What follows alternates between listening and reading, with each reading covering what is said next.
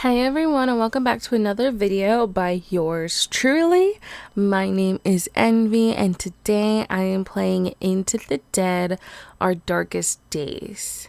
Only the demo though.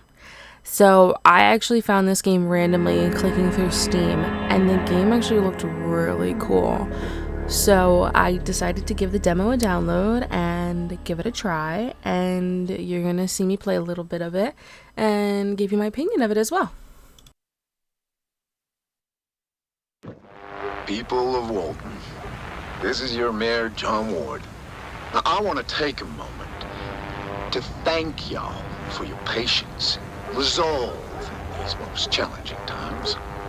It's that Southern spirit, it's that Texas grit that gives me full confidence that we'll not only get through this crisis, but come out stronger on the other side. I only wish I could be here to see it, huh? However, folks, I regret to announce that today I'll be moving my office to a secure spot outside the city limits. Now, no need to go assuming the worst. All right.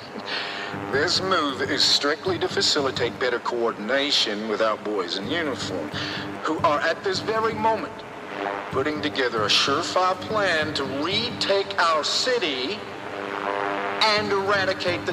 Huh? This can't wait. They're where? Just give me a minute.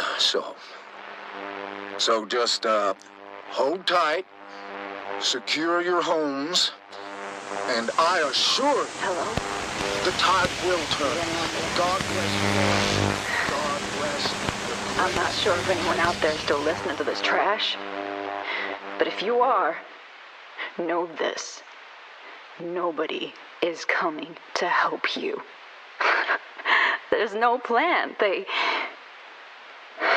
Look. What they did, it's wrong. It's all wrong. We are trapped. And staying here isn't an option. You have to get out. Escape the city any way you can. Get out now. So the game starts you off with having to pick your survivors. So you have a pairing of survivors. So you click through, I think it's 5 in total, different pairs, and then you choose your own.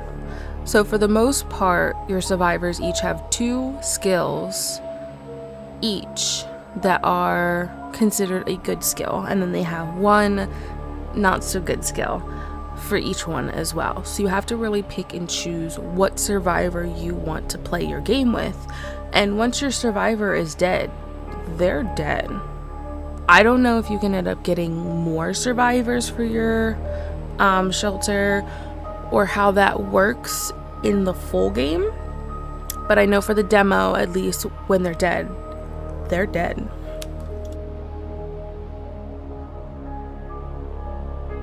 They also have a little description up at the top for you guys for each of the characters as well, so that way you have a little bit of backstory.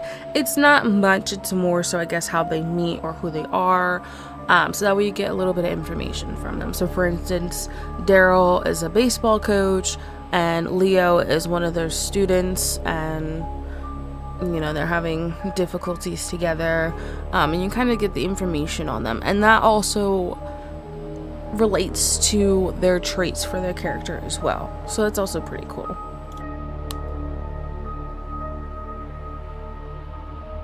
But make sure to pause and read in between, so that way you're getting all the information for each of your survivors. It definitely plays a role in how your game is then played throughout.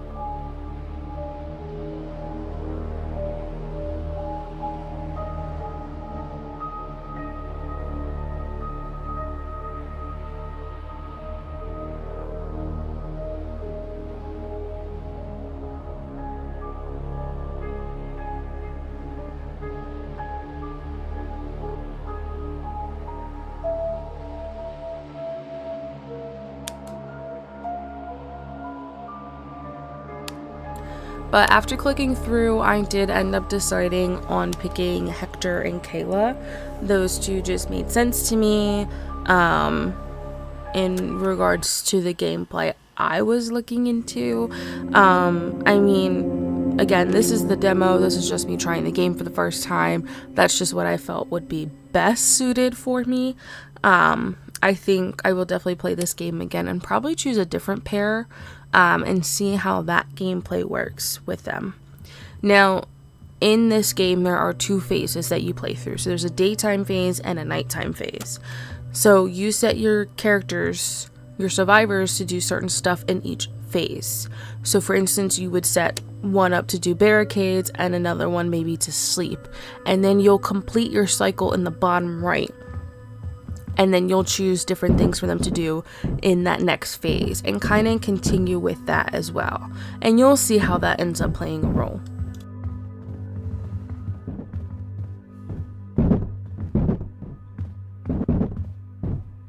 And you'll notice in the top right is barricades. So in your shelters that you'll only have a certain amount of space that you'll be using for your shelter.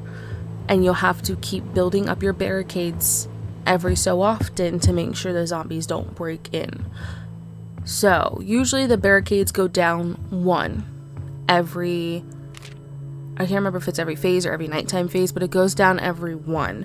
So you want to keep making sure that you keep building up your barricade to keep it secure.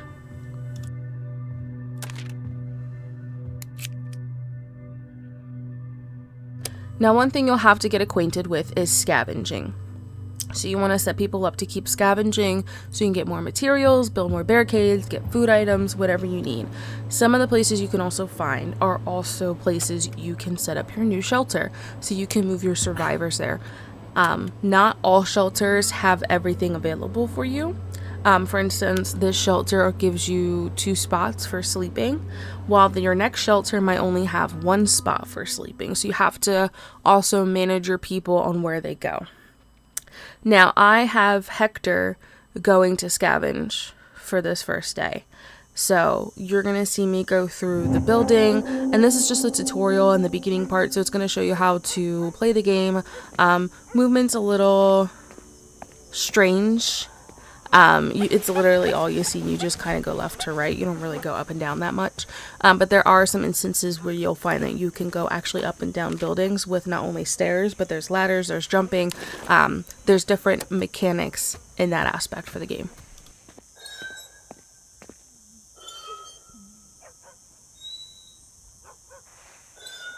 And one thing that you'll actually learn early on is crouching is going to do very, very well for you, because not all zombies you have to fight.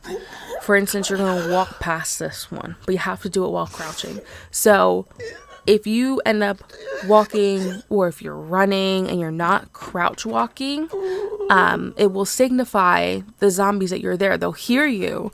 And even if they're in like the background where you can't touch them, they will come sprinting up forward, and then you are stuck having to fight them. So you have to be very cautious on your movement style and how you decide to play the game as well, which I thought was really interesting for that aspect. Now, in order to see other areas, you have to find these vantage points in the different areas that you scavenge. And not every place you scavenge is going to have these vantage points, but these vantage points will give you more areas that you can then see to end up exploring.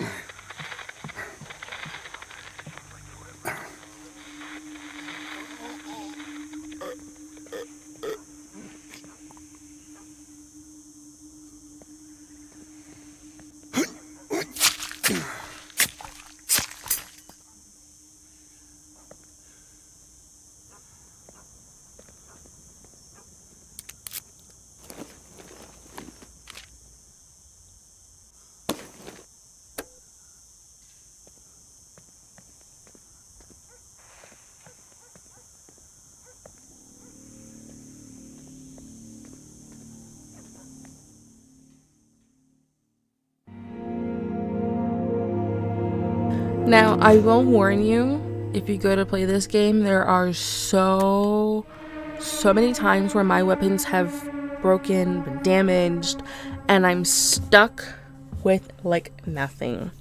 Okay, been very many close calls while I played, which I'll show you one of them as well. But you'll see how the barricades are important, because now you need more barricades to keep that. You'll see with this potential shelter, you have to just clear it out, and then that could be your new shelter. But it has less bed for me, but it has other options such as like a workbench and other things as well. So you'll see that increase in different shelters as well. So some of them might have a garden, some of them might allow you a cooking station. So you have to also be mindful on where you decide to set up your base.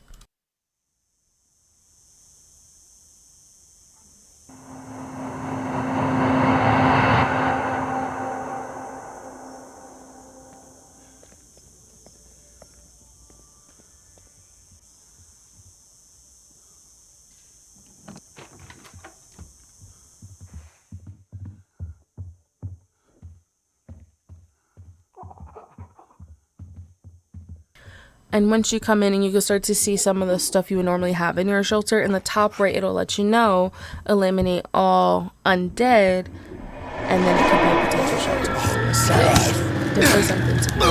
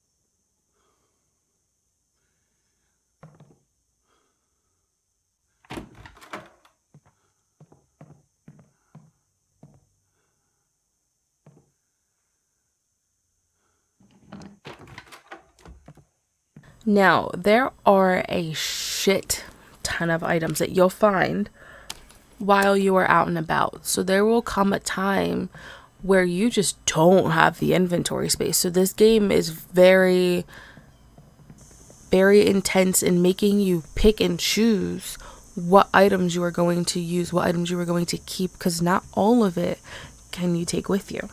Yes, you can go to these locations multiple times to end up getting those items, but the first time especially that you go through, you have to be very picky.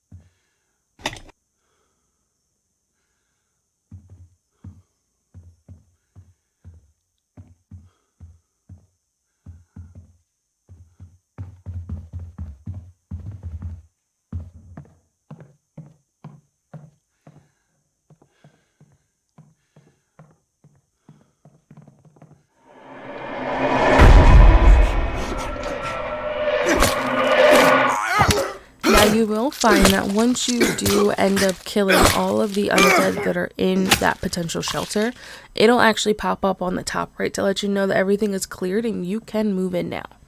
So you can always keep that in mind as well.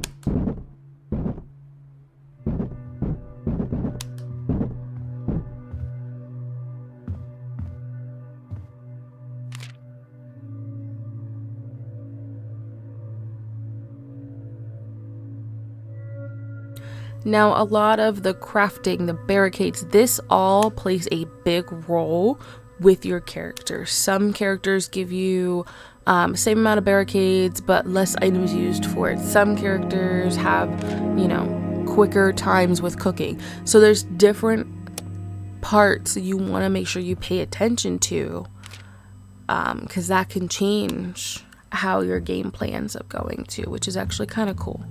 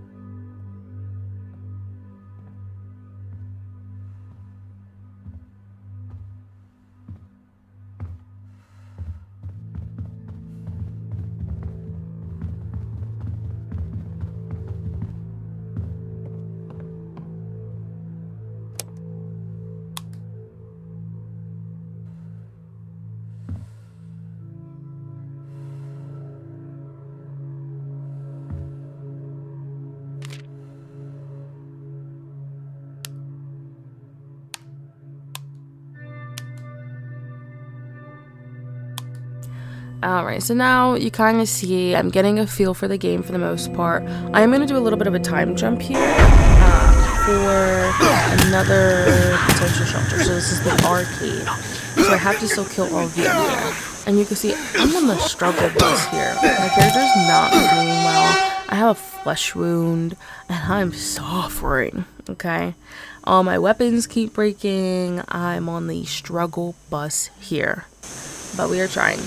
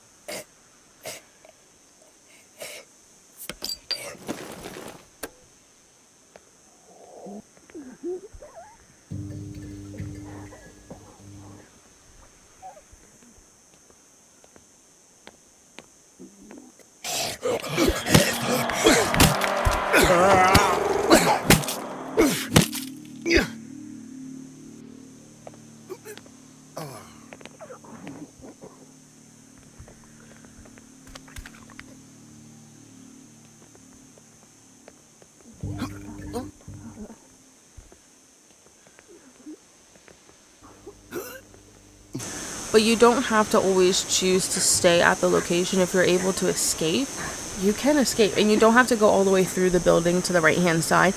If you go back towards the entrance on the left hand side, you can always leave that way too, which is really nice, because there have definitely been times where you just need a dip. So I definitely had to go back to the arcade anyway, but you will see, I'll show you guys, it keeps all of your process for that.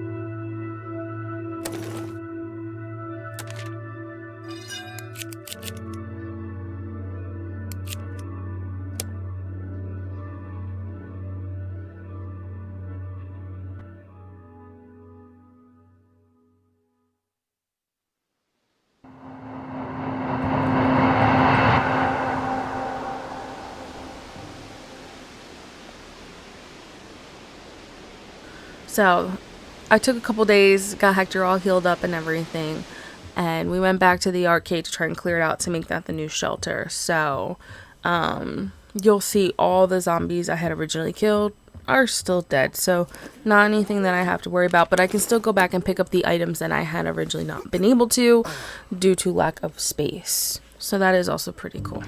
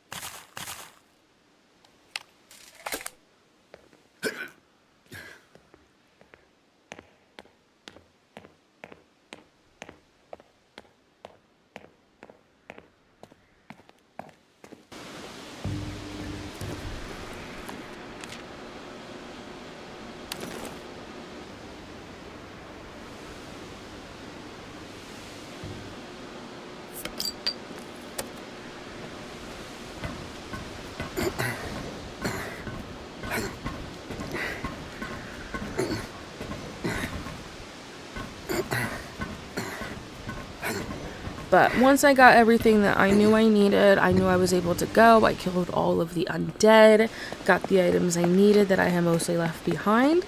So I'm just going to return back to my shelter. And yeah, and that was it. I got as far as I could in the demo. That was honestly a lot of more fun than I was truly expecting. I'm not a big zombie kind of person. I'm actually a scaredy cat for those things. But I did really enjoy that game, and I would definitely check it out. The full game, I think, has been released, or it might be in early access, so definitely make sure to check it out on Steam. As always, I'll have the link down in my description, so you just click on it and go right to the Steam store and take a look at it for yourself. Why not? But I appreciate you guys so much for watching. Make sure to leave a comment, like, and subscribe to my channel, so that way you can see my other videos when I post, which is, I'm hoping to do it every Saturday. I can't always promise it though. But thank you guys so much for watching, and I will see you guys in my next video. Bye.